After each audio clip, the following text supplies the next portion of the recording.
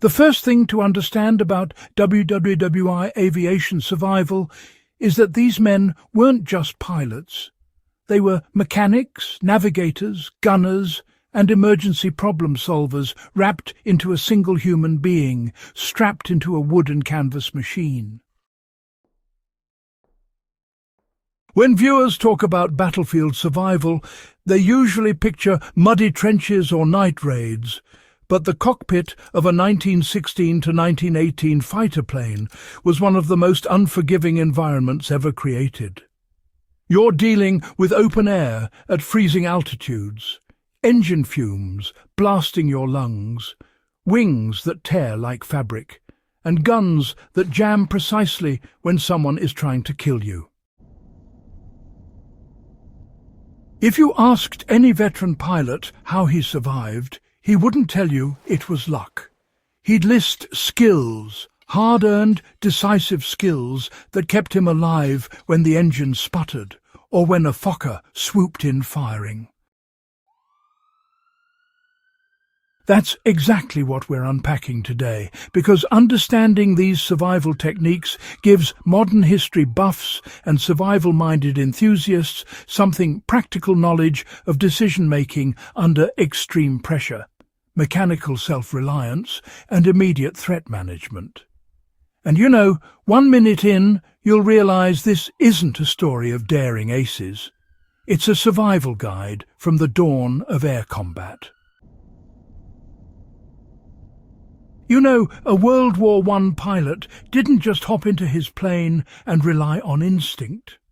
Those who managed to survive the longest, they had a truly intimate knowledge of what their specific aircraft could and could not handle. Take the Sopwith Camel, for example. It had this brutal torque that would pull the aircraft sharply to the right. Pilots learn to use this trait deliberately in tight dogfight turns. But honestly, a novice who tried to pull off the same maneuver at the wrong moment would simply spin into the ground.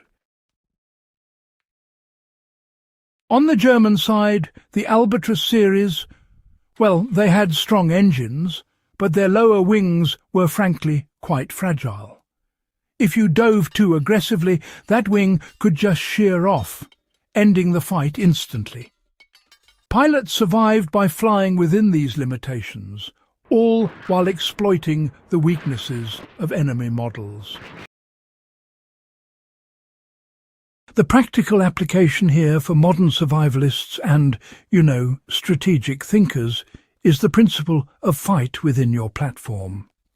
Whether you're running gear, navigating terrain, or analyzing historical tactics, mastery really means knowing where your system breaks before the enemy finds the crack for you. Energy management wasn't a theory that came later.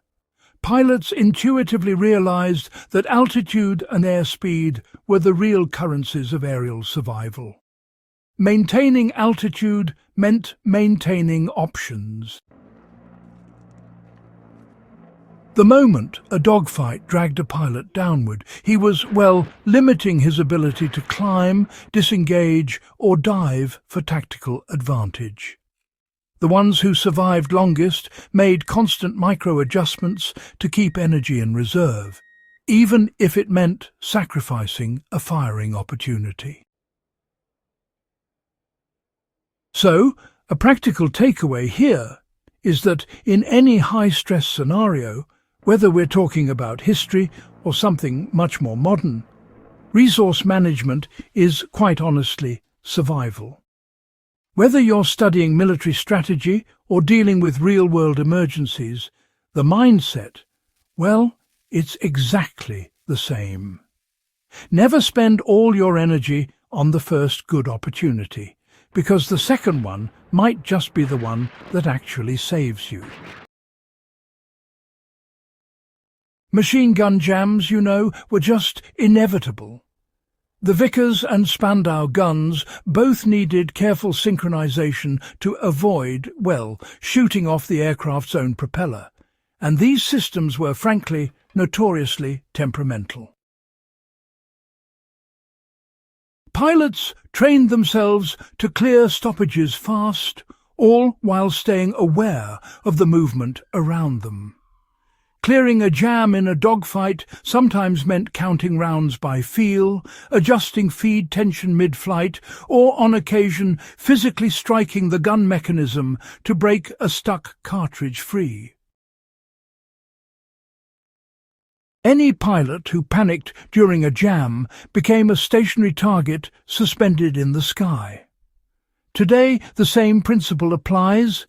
Technical reliability doesn't exist without user competence. Learning any tool, whether it's a weapon, device or system, is incomplete until you've practiced failure recovery, not just normal operation.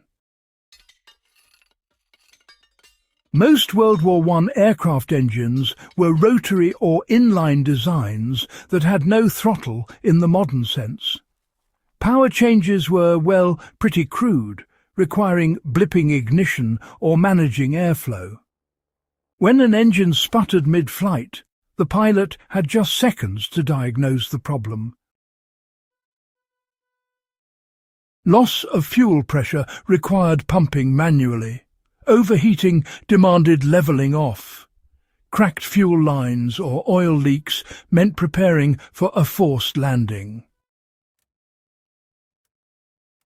Well, surviving a mechanical failure wasn't really about calmness. It was about rehearsed muscle memory. You see, today's survivalists can learn from this, that technical troubleshooting must be practiced repeatedly before the emergency, not during it. The pilots who lived were the ones who, ran the scenario in their heads daily until the reaction became instinctive. Forced landings happened, quite constantly. The most successful pilots, they followed a disciplined process. Pick the landing site early to avoid last-second panic. Level the wings regardless of incoming fire. Maintain just enough speed to retain control and cut ignition at the last possible moment. On impact, they braced with arms crossed to avoid smashing their face on the gun breech and prepared to exit immediately in case the plane caught fire. For modern enthusiasts, the lesson is clear. Survival isn't the crash.